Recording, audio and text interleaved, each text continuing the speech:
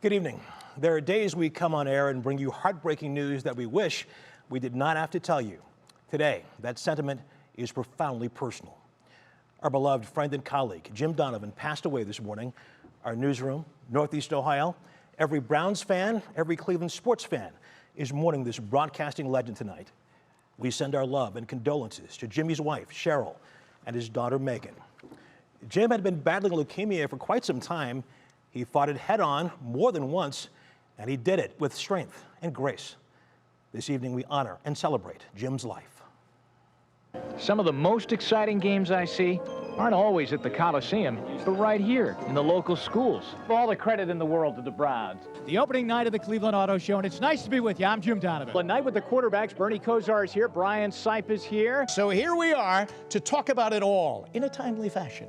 We say goodbye to our dear friend, Jimmy. Jim Donovan was the eyes and ears of Cleveland sports for 40 years. What was the feeling waiting on the sideline?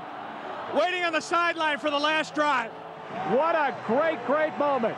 And there it is in front of another usual packed house here at Jacobs Field. The World Championship City resides right here in Cleveland. And the voice of your Cleveland Browns for a quarter century, starting when the team returned in 1999. Steelers, Browns, glad you're with us. Steps up, he gets hit, he gets sacked, back at the 10-yard line. And it's Courtney Brown again. The hat trick for Courtney Brown. The Steelers with 4 seconds are trying to get the field goal team on. 2, 1, they won't get the kickoff, and the Browns win it. The Browns have won it. He's to the 30, 25, 20, 15, 10, 5, touchdown, Nick Chubb. It is more than fair to say Jimmy has seen it all. How does it feel to be here and winning? Oh, this feels wonderful, yeah! He grew up in Boston, and after stops in Vermont and Minnesota, he started here at WKYC in 1985. And the Cavs had one heck of a season. From the Coliseum, I'm Jim Donovan. A curly-haired sportscaster who loved covering the Browns. But what's it like these last few hours, countdown hours for the players? Well, that's the subject of tonight's Golic Report. Indians. But they couldn't get it done, and it's getting wild here at the Kingdom, as you can see. Cavs. Now, I knew there was something I loved about this brand new Gund Arena. With the Cavs, I'm Jim Donovan for Channel 3 Sports.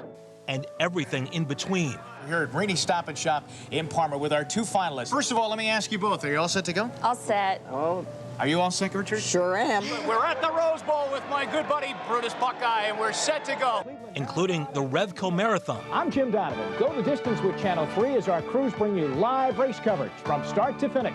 And the Soapbox Derby. Good afternoon, everybody. Today, a new chapter will be written in the already rich tradition that is the All-American Soapbox Derby. Jimmy also represented Northeast Ohio in the national spotlight as well. Hi, everybody. I'm Jim Donovan. I'm great to be with Beasley Reese. Working for NBC Sports, covering multiple Olympics and the NFL. In fact, Jimmy was right next to Chris Collinsworth for his first game in the booth. Jim Donovan, along with Chris Collinsworth, when this game started, we saw a quarterback clinic on both sides. Jim saved me so many times. Oh my God, I had no idea what I was doing. He was a pro. I mean, he was legitimately a pro. He knew how to study, he knew how to work, he knew how to get this thing done. But his dream was always to be the voice of a team. Growing up, he practiced into a tape recorder, calling Boston Bruins games. Thank you very much.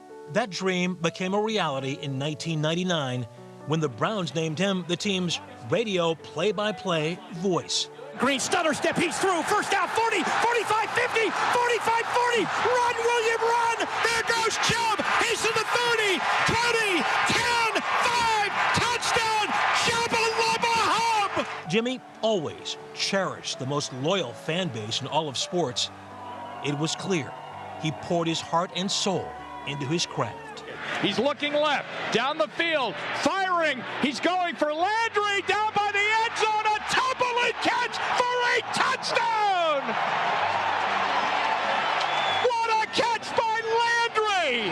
Down the middle, and Njoku's got it. He's at the 40, 45, 50. He's at the 45, 40, 35. He's probably one of the most energetic people I've ever met. And besides that, he's a consummate professional. He always believes in getting things right and doing it the best that anybody has ever done. And he's accomplished that in his career. I mean, Cleveland is very fortunate to have somebody of his standard. And while the product has not always been good on the football field, it's always been good in the booth with him. He was the ultimate professional who could always turn a phrase with lightning quick wit. Good practice for the Browns. Excellent practice here at Channel 3 today. Bob playing with a bad shoulder. Okay, Tony. I'm shocked by Deacon saying they should have played for a tie. Because, I mean, wouldn't have that been Don't sit there. Just go right into that. And capture a moment magnificently. Huh? What'd you think of that? Caroline, thanks for coming in. Thank you. Anyway, I'm exhausted. While always telling the truth. This is the worst loss I can remember the Browns ever suffering since they've come back in 1999. The Browns simply have never learned how to finish a game.